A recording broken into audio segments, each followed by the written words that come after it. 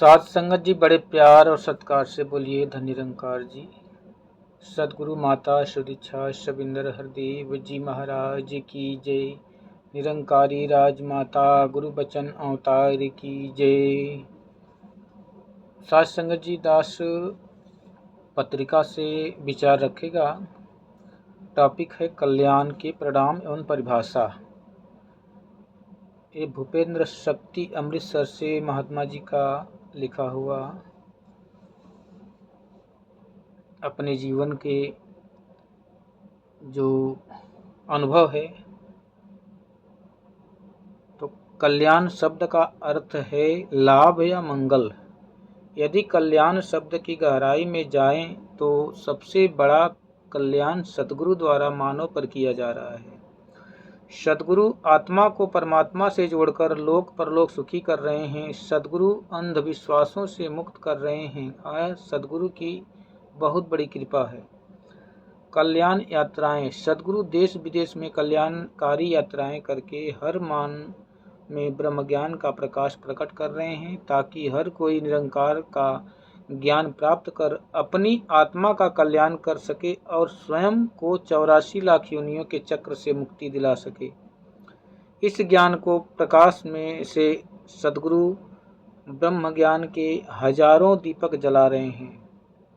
कल्याणकारी कार्य। समाज में अनेक कल्याणकारी कार्य किए जा रहे हैं। जरूरतमंदों के लिए रक्तदान करके, पर्यावरण का संरक्षण करके, जल प्रदूषण को दूर करके, वायु और ध्वनि प्रदूषण को स्वच्छ रखकर मानव मात्र का कल्याण किया जा रहा है। इनके अलावा सबके साथ अच्छा व्यवहार करके, मीठा बोलने, दूसरों को प्रोत्साहित करके और अपना व दूसरों का जीवन आनंद से भरना, ये भी कल्याणकारी कार्य है। मानसिक कल्याण। मन कभी सकारात्मक तो कभी नकारात्मक बातें सोचता है। जब मन प्रसन्न रहेगा तो इसका प्रभाव चेहरे और शरीर पर भी साफ दिखाई देता है। मन की एक आदत होती है कि अगर वह नकारात्मक सोचने लगे तो फिर नकारात्मक विचारों से बाहर निकलना बहुत मुश्किल हो जाता है। इसलिए अपने मन को सकारात्मक विचारों की ओर प्रेरित करते रहें। व्यक्ति को अपना समय अच्छा साहित्य आदि पढ़ने में लगाना चाहिए। मन को सुमिरन में लगाना चाहिए। हम अपने घर में अपना अधिकांश समय बिताते हैं, इसलिए घर का वातावरण सकारात्मक तरंगों से भरा होना चाहिए। सकारात्मक प्रयासों में परिवार के हर सदस्य के चेहरे पर मुस्कान लाएं। किसी भी खूबी के लिए खुलकर उसकी तारीफ करें। इससे आपको भी अच्छा लगेगा और दूसरों को भी अच्छा लगेगा। शरीर का स्वस्थ रहना भी बहुत जरूरी है। सुबह जल्दी उठें, शारीरिक व्यायाम करें, टहलने जाएं आदि सेवा सुमिरन सत्संग से मन को आध्यात्मिक पोषण मिलता है।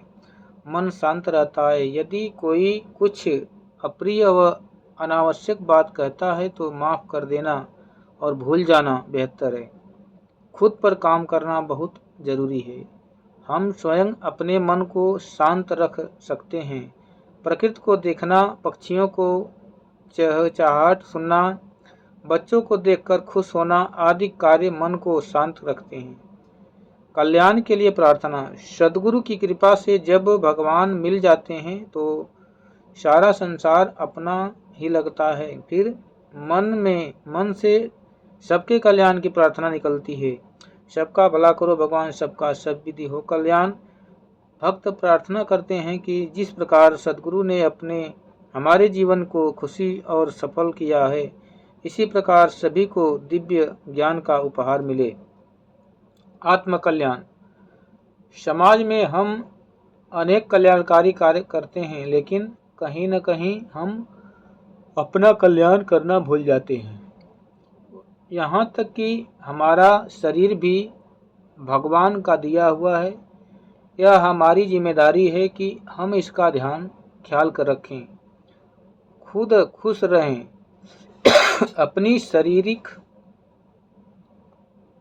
अपनी आंतरिक शांति न खोएं, दूसरों को महत्व देना है, लेकिन आत्मसम्मान बनाए रखना भी जरूरी है। जहाँ अन्याय हो रहा हो वहाँ अन्याय सहना नहीं सही नहीं है। उसका समाधान बहुत ही शांति, सद्भाव और समझदारी से करना चाहिए। सांसारिक चिंताओं से दूर रहना होगा। अपने जीवन को आनंदमय बनाना ही अपना कल्याण करना है। जब हम किसी के लिए अच्छा सोचते हैं तो हमारे मन को खुशी मिलती है। आध्यात्मिक आनंद के लिए निश्चल व निष्कपट भाव से रहना जरूरी है। जब भी कोई अच्छा या युवा किसी बुजुर्ग महात्मा के चरणों में प्रणाम कर आशीर्वाद लेता है तो बड़े बुजुर्ग उसे तरह तरह के आशीर्वाद देते हैं। उनके आशीर्वाद में कल्याण छिपा है। जब कोई ब्रह्मज्ञानी महात्मा प्रसन्न होकर आशीर्वाद देता है तो उसमें भी मानव का कल्याण निहित होता है। प्यार से कहना, धन निरंकार जी। आत्म का कल्याण संभव है। हर एक के लिए जरूरी है कि इस मानव शरीर के रहते ही परमात्मा की प्राप्ति करके इस जीवन में आत्मा का भी कल्याण कर लिया जाए। ब्रह्मज्ञान के पूर्ण बोध के बाद यह आत्मा फिर इस निराकार में ही स्थित हो जाती है। संत जहाँ आत्मिक रूप से कल्याण करते हैं वहीं समाज में कल्याण के लिए भी सदा तत्पर रहते हैं। हमें सिर्फ अपने ऊपर ही केंद्रित नहीं होना, अपने घर परिवार, दोस्त आदि का ये छोटा सा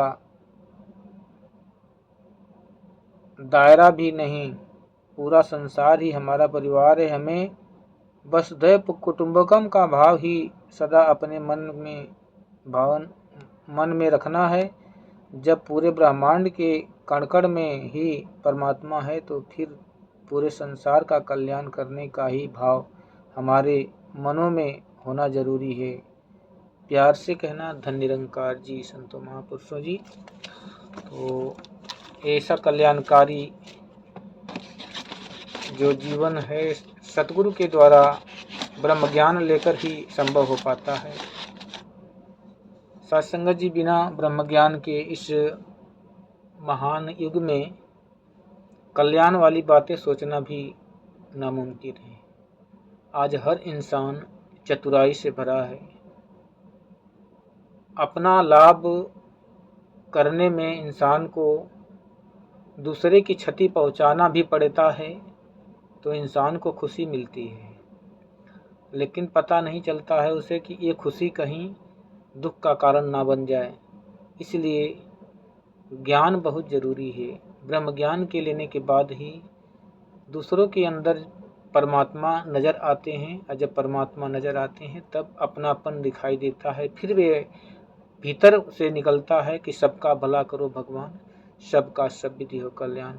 अन्यथा इंसान आज हर किसी को पराया ही समझ रहा है। प्यार से कहना, धन निरंकार जी।